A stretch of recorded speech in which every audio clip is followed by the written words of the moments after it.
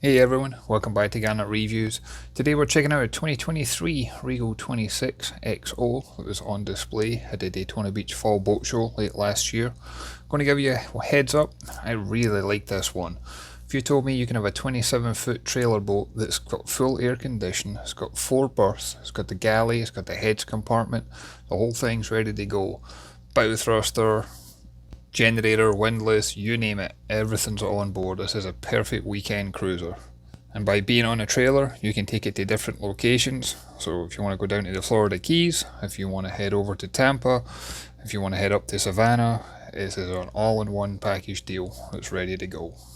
This one's powered by a Yamaha 300 horsepower 4.2 litre V6 4-stroke outboard. And in the right conditions, this one should hit close to 40 mile an hour. And cruising in the low 20s, you should see a range somewhere in the region of 125 mile.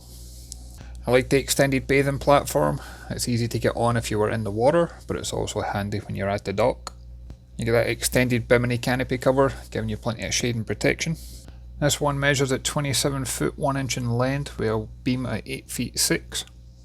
And on the trailer she's got a maximum height of around 12 feet 6 inches. As you see the boat here today, I was told that this was just under £9,000. And as we make our way into the cockpit, there's forward and rear facing seats.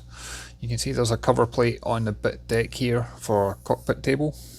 There's storage underneath almost all the seats on board. And that backrest drops down so that it can become a Sunpad as well. As well as plenty of storage, you see we've also got plenty of drinks holders. Which, let's face it, these days that also means it's somewhere to put your cell phone. I like the removable button down covers that we have on the deck, that way it's easily removable if you want to wash that out and clean it. Under the starboard side, you see that under this seat you've actually got a built-in igloo cooler, keeping those drinks and refreshments close at hand. And moving forward, again the backrest on this one, it can move and that way you've got a large Sunpad, you can just lay it down here. But it does have storage underneath, with more drinks holders, and also you can see the speakers to the side too. Just starboard is where you'll find the helm position. I like the fact this one's got the bolster effect. You can sit down or stand up. Not many boats of this size come as well equipped. You got the bow thruster controls. This has got dual Garmin 742 multifunction displays.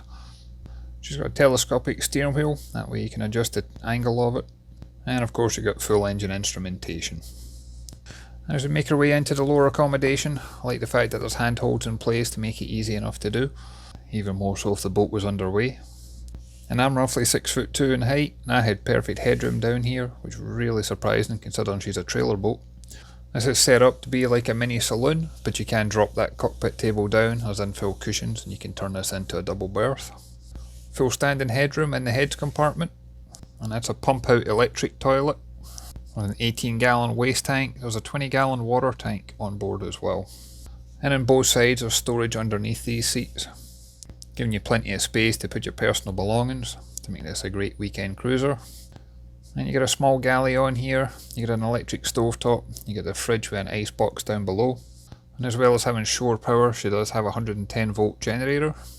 She's got a microwave convection oven, full air conditioning down here as well. And underneath the main helm is actually a double berth, giving you plenty of space for 4 adults and comfort. And I liked how solid everything is. Whenever you try and open and close any of the drawers, the hatches, and when it comes to things like the ladders that lead in and out of the cockpit, everything just feels so well built and solid in place. She might not be the biggest boat in the marina, but that doesn't mean that this one hasn't had the same level of pride and passion into the design and build of it. And speaking of design, if I close the door that leads down to the accommodation, you can see this actually has steps built into it. And that way you can lead out to the bow, and the bow does have a Sunpad area.